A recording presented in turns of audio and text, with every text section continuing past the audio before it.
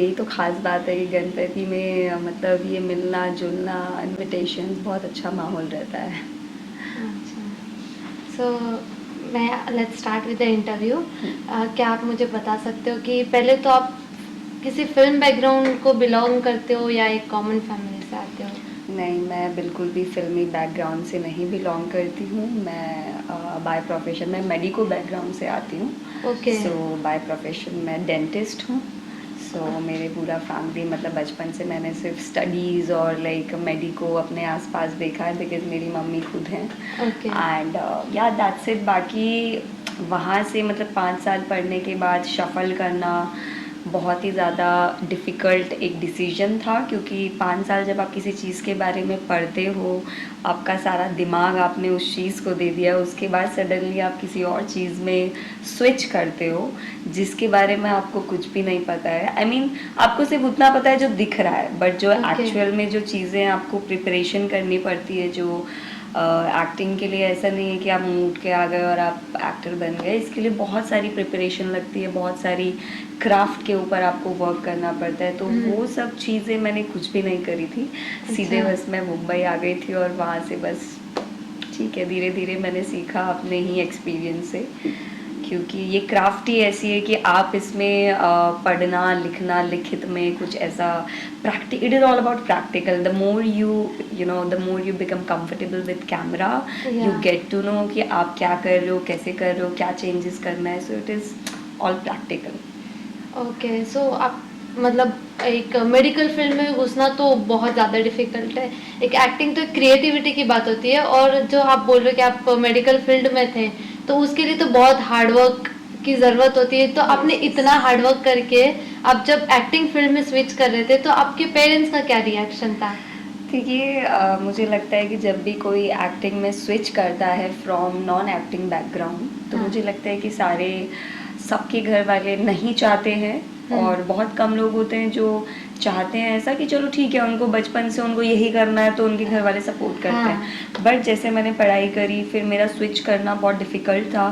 मेरे मम्मी को कन्विंस करना, मेरे भाई को कन्विंस करना, बट या आई एम लकी, मेरे भाई ने मुझे हमेशा सपोर्ट किया है। मेरे भाई ने मेरी मम्मी के साथ मतलब फाइट्स की हैं कि हाँ ठीक है, लेट हर डू, उसका भी मन है, ओके। उसको इच्छा है तो करने दो। हाँ। बट जैसे कि आपने कहा कि मेडिकल में yes it is a very difficult profession, क्योंकि 5 साल आपको इसमें पढ़ना होता है, उसके बाद आप कुछ प्रैक्टिस स्टार्ट करते हैं। तो जब हाँ। आप 5 साल किसी को दे दे, 5 साल एक बहुत बड़ा हाँ, आई समय नो, है। यस, तो एग्जैक्टली। जैसे अभी स्ट्रगल के लिए बोला जाता है कि हमारे इंडस्ट्री में सब आते हैं तो लाइक आपको बहुत सारे लोग हैं जिन्होंने 10 साल 15 साल स्ट्रगल किया, उसके बाद जाके उनको विजिबिलिटी काम बहुत अच्छे लेवल का मिलता है। हाँ। सो मेरे तो 5 साल का मेहनत पहले घर पे हो गया, जिसको उसके बाद फिर मैं यहाँ पे आती हूँ, फिर मैंने ज़ीरो से दोबारा से मेहनत की है।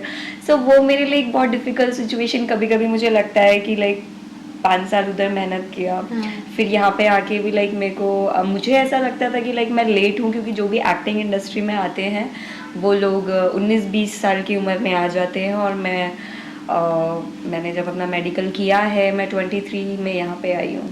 तो लाइक बहुत सारे रोलर कोस्टर्स रहे, क्योंकि जब आप मुंबई माया नगरी जिसे कहते हैं तो आप आते हैं हाँ। तो कुछ समझ नहीं आता है। पहले तो आपको शहर को समझने में टाइम लगता है, पहले आपको हाँ। लोगों को समझने में टाइम लगता है, कौन लोग सही हैं कौन लोग गलत हैं, कौन एक्चुअल प्रोडक्शन हाउस है कौन नहीं है। तो ये सब चीज़ों को आपको क्रॉस करना पड़ता है, तब जाके आप एक ऐसे मुकाम पे पहुंचते हैं कि आपको अब समझ में आ जाता है कि कौन जेन्युइन लोग हैं, किसके साथ काम करना है, किसके साथ नहीं करना है। एग्जैक्टली। अभी तो स्कैम वगैरह भी बहुत बहुत होता है, ज़्यादा, प्रोडक्शन बहुत। हाउस वगैरह झूठ इवन बोलता है। यस यस, यहाँ पे प्रोडक्शन हाउस लोगों से पैसे ले लेते हैं। हाँ। बेचारे लोग जो आते हैं घर से, बहुत मैंने देखे हैं ऐसे किस्से, मैंने सुने हैं कि बहुत सारी कास्टिंग एजेंसीज है जो लोगों से पैसे ले रही हैं ये नाम से कि उनको ये काम मिल जाएगा वो काम मिल जाएगा, बट ऐसा कभी होता नहीं है।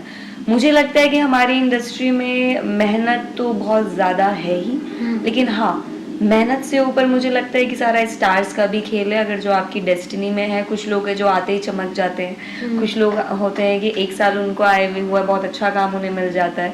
तो it is all about stars as well. मुझे लगता है कि किस्मत बहुत इसमें मैटर करती है आपकी, और किस्मत आप बदल भी सकते हो अगर जो आपके अंदर वो जुनून है, वो पैशन है। तो आपने सुना है ना, किसी भी चीज़ को आप शिद्दत से चाहो तो हाँ। स्टार्स भी बदल जाते हैं। तो आप अभी जैसे कि अभी आप नागिन में काम कर रहे हो, तो नागिन के पहले सीजन्स आपने देखे थे? एक्चुअली मैं बचपन से बहुत फैंटेसाइज करती हूँ, मुझे बहुत पसंद है ऐसे फैंटेसी जो शोज होते हैं। माइथोलॉजी मेरा सबसे पहला पसंद रहा है, लाइक स्वास्तिक प्रोडक्शन के साथ मैंने काम किया ना, आई लव दैट। एंड उसके बाद नागिन 6 मैंने किया था। अभी जो नागिन आ रहा है नया, उसका अभी लाइक कुछ चीज़ें हैं जो लॉक होनी बाकी हैं, तो मोस्टली 1 मंथ के बाद इसका पूरा, मतलब मोस्टली अक्टूबर नवंबर से ये ऑन फ्लोर आने वाला है।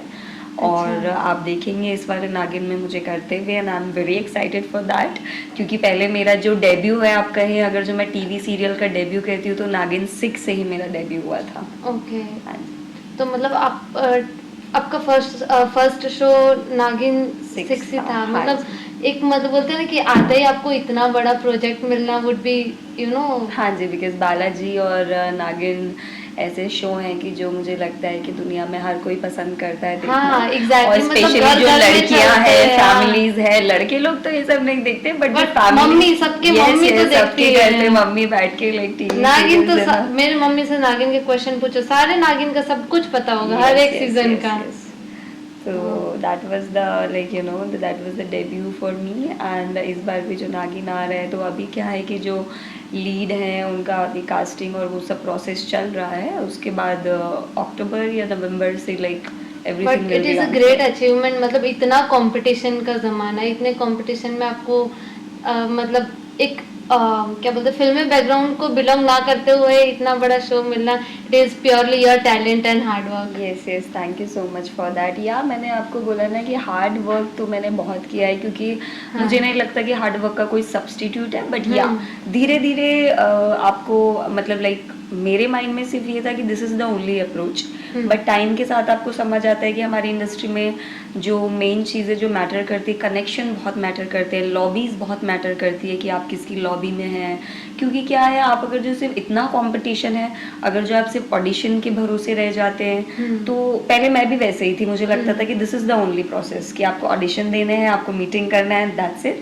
बट इसके अलावा भी जो नए कमिंग एक्टर्स हैं उनके लिए मैं कहना चाहूँगी, क्योंकि बहुत सारे लोगों को नहीं पता होता है, इवन मेरा भी इसमें समय बहुत वेस्ट हुआ है। तो जो करेक्ट तरीका है कि आपको हार्ड वर्क भी करना है, साथ साथ स्मार्ट वर्क भी करना है, आपको अपॉर्चुनिटीज़ देखनी है। अभी तो क्या है, इंस्टाग्राम आ गया, तो इंस्टाग्राम से बहुत सारे लोगों को अपडेट्स मिल जाते हैं, कास्टिंग के मिल जाते हैं, कहाँ क्या चल रहा है, तो आपको माइंड से बहुत ज़्यादा एक्टिव रहना पड़ता है। एंड आई फील एक बार आप ये सब चीज़ें समझ लेते हैं तो it becomes very easy. And या आपके अंदर टैलेंट है तो आपको कोई भी नहीं रोक सकता है आगे जाने से। मैम आप एक न्यू कमर्स के लिए एक बता सकते हैं कि स्कैम से कैसे बचे, जो प्रोडक्शन हाउस के कास्टिंग टीम से जो स्कैम्स होते हैं, जो फ्रॉड्स होते हैं, मतलब जो एक पहचान नहीं पाते कि ये रियल है या फेक है, आप उनको एक थोड़ा एडवाइस दे दें कि कैसे बचे, तो मतलब एक उनके लिए टाइम सेविंग हो जाएगा। यस, तो जो न्यू कमिंग एक्टर्स हैं, first of all the best. And secondly मैं आपको ये बताना चाहूँगी कि अगर जो आप कभी भी मुंबई में आने का प्लान कर रहे हैं, तो शिफ्ट होने से पहले आप ये सब चीज़ें जो होमवर्क होते हैं छोटे मोटे, कि आप ये देखिए, क्योंकि आप गूगल में डालेंगे ना, आपको सारी डिटेल्स मिल जाती है। गूगल में आप टॉप कास्टिंग डालिए, टीवी की डालिए, बिकॉज सबकी लॉबी अलग है, टीवी का अलग है, मूवीज़ का अलग है। फर्स्ट एक्टर को ये पता होना बहुत ज़रूरी है कि आप कौन से कैरेक्टर में फिट होते हैं, या इंसान खुद को जानता है कि हम कहाँ फिट होते हैं। तो आपको बस अपनी चीज़ पता होनी चाहिए कि आपकी कमांड क्या है, आप बेस्ट क्या कर सकते हैं, उसके थ्रू आप फिर देखिए। आपको टीवी में जाना है, आप वहाँ के कास्टिंग वालों को ढूंढिए, उनके बाकायदा आपको एड्रेस मिल जाते हैं। जो मूवी के प्रोडक्शंस हैं उसका भी सेम चीज़ है। बट क्या होता है कि जो फ्रॉड होने की जो चांसेस होते हैं वो कब होते हैं, कि जब इधर उधर से लोग आ रहे होते हैं और जब उनको नहीं पता होता। और इस जनरली जो आपने मुझे पूछा था कि स्कैम के लिए हम क्या मतलब लोगों को सजेस्ट कर सकते हैं, तो जो न्यू कमर्स हैं उनकी फैमिलीज़ के साथ आते हैं, जो भी लोग आ रहे हैं, आजकल बहुत इजी हो गया है। वो ज़माना गया कि लोगों को पता नहीं होता था। इंस्टाग्राम फेसबुक में सब चीज़ें अवेलेबल हैं। इवन इंस्टाग्राम फेसबुक के थ्रू भी आजकल स्कैम हो रहे हैं। तो पहली चीज़ आप बस ये ध्यान रखिएगा कि कोई भी अगर जो आपको एक्टिंग के नाम पे कि आपको काम दिलाएंगे, आपको ये दिलाएंगे, अगर जो आपसे कोई भी पैसे लेता है, तो मुझे नहीं लगता कि ऐसा भी कोई यहाँ पे एजेंसी है कि जो पैसे लेके काम देता है। काम आपको आपके टैलेंट, आपके हार्डवर्क, आपके कनेक्शन की, जैसे आपको कोई रेफ़र करता है, इस तरीके से ही आप आगे बढ़ते हैं, आप काम करते हैं। लेकिन अगर जो कोई आपसे पैसे लेता है, जैसे इंस्टाग्राम में मैंने बहुत देखा है कि लाइक वाया सिटीज़ में लोग बैठे हैं, अब दूसरे शहरों में लोगों को नहीं पता कि क्या चल रहा है, एक्चुअल में कास्टिंग चल भी रही है या नहीं। बट ऑनलाइन में आजकल इतना स्कैम हो रहा है कि लोग पैसे ले रहे हैं उनसे, कि मैं दूसरी सिटी में लोग बैठे हैं, बेचारे लोग अपने पैसे दे रहे हैं कि चलो हमको आज काम मिलेगा, कल काम मिलेगा। बट ये तरीका है ही नहीं काम करने का। मतलब मेरी इंडस्ट्री के जितने टाइम हो चुके हैं मुझे, मैंने तो आज तक ये तरीका नहीं देखा, ना मैंने देखा कि इस तरीके से कहीं काम हो रहा है। सो स्कैम से बचने का बस यही तरीका है कि जो भी आपसे कोऑर्डिनेट कर रहे हैं, आप उनके बारे में पूरी जानकारी लीजिए। आजकल गूगल में एवरीथिंग इज़ अवेलेबल। जो आपको कास्टिंग के नाम पे स्कैम कर रहे हैं या प्रोडक्शन के नाम पे स्कैम कर रहे हैं, प्रोडक्शन के आप डिटेल्स देख सकते हैं गूगल में, सब कुछ अवेलेबल है। आई मीन आप प्रोडक्शन हाउस का नाम डालेंगे, आपको सब कुछ अवेलेबल हो जाएगा। आप यूट्यूब में कीजिए, गूगल में, और विकीपीडिया है आजकल, IMDb है। IMDb में आप किसी भी director, producer, casting director, cast, crew, किसी भी चीज़ का डिटेल आप चाहते हैं, सब कुछ IMDb, एक ऐप भी है, उसका एक ऐप है, आप गूगल में भी डालते हैं तो आपको आ जाता है। यस। तो IMDb इज समथिंग कि जहाँ पे आपको सबकी ऑथेंटिसिटी, जेन्युइनिटी पता चल जाती है। Yes, so this is how you can, like, you know, avoid these scams. Okay, आप आपके कोई फ्यूचर प्रोजेक्ट्स के बारे में डिस्कस करें? हाँ जी। सो अभी फ्यूचर में, लाइक अभी तक I would just stick to TV shows, but now like मुझे टीवी के अलावा अब वेब में, OTT में मुझे एक्सप्लोर करना है, एंड मूवीज़ में भी करना है फॉर श्योर। बट जो मेरा पहला अभी टारगेट है that is for OTT। So OTT के लिए अभी मेरे बहुत सारी जगह चल रही है, बात चल रही है, ऑडिशंस चल रहे हैं। लेट्स सी क्या क्रैक होता है। एंड जो मेरा विश है, I really wish to work in south industry. तो या सो मुझे साउथ के जो स्टोरीज़ हैं ये बहुत ज़्यादा मुझे फैंटेसाइज करते हैं। तो मेरा सच में दिल से बहुत मन है कि मैं साउथ में इंट्रोड्यूस हूँ, मैं साउथ के कॉन्सेप्ट जो मुझे बहुत पसंद आते हैं, तो मुझे कभी मौका मिले तो I would love to act for south industry. Okay, तो कोई ऐसा रियलिटी शो है जो आप मैनिफेस्ट करते कि आप काम करें उसमें? या रियलिटी शोज़ तो मुझे लगता है कि बाकी जैसे स्प्लिट्सविला ये सब तो मुझे हर साल आए हैं, but I was not that open कि मैं क्योंकि स्प्लिट्सविला और ये सब जो रियलिटी शोज़ होते हैं, डेटिंग रियलिटी शोज़, तो उसमें क्या है कि आप बहुत ज़्यादा आपको बोल्डनेस और ओपननेस रखनी होती है।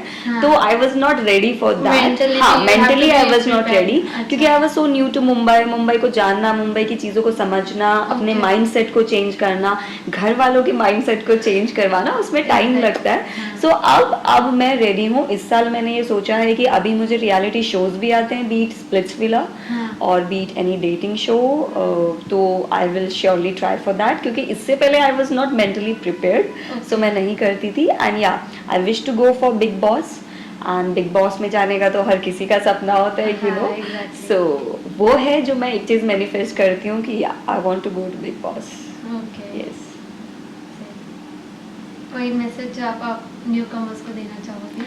यस, मैं सबको यही मैसेज देना चाहूँगी कि देखिए, आप कभी भी ये मत सोचिए कि शॉर्टकट तरीका है। I think hard work is the only way to success. और हमारी इंडस्ट्री में अगर आप आ रहे हैं तो आप पेशेंस तो आपको सीखना ही पड़ेगा, क्योंकि हमारी इंडस्ट्री जो सबसे ओशो ने कहा है कि like acting is very spiritual job, क्योंकि इसमें क्या होता है ना, आप स्पिरिचुअल हो जाते हो, आप ना चाहते हुए भी आप ऐसी चीज़ें सीख लेते हो, क्योंकि आपका जो प्रोसीजर होता है ना ज़ीरो से वहाँ तक पहुँचने का, धीरे धीरे you go through lots of rejection. Mumbai industry आपको रिजेक्शंस एक्सेप्ट करना सिखाती है, तो ऑल ओवर आप एक ऐसे इंसान बन जाते हो, आप बहुत स्ट्रॉन्ग पर्सनालिटी बन जाते हो। सो आई फील कि जिसने उस पेशेंस को रिकवर कर लिया ना, और आपने पेशेंस रखना सीख लिया, देन आपको कोई नहीं हरा सकता। आप ज़रूर अपने मुकाम पे पहुंचेंगे, बस पेशेंस आपको रखना पड़ेगा। टैलेंट, हार्डवर्क, सब स्मार्ट वर्क, सब तरीके से आप जाएंगे तो आपको कोई नहीं रोक सकता। Thank you so much. Thank you so much.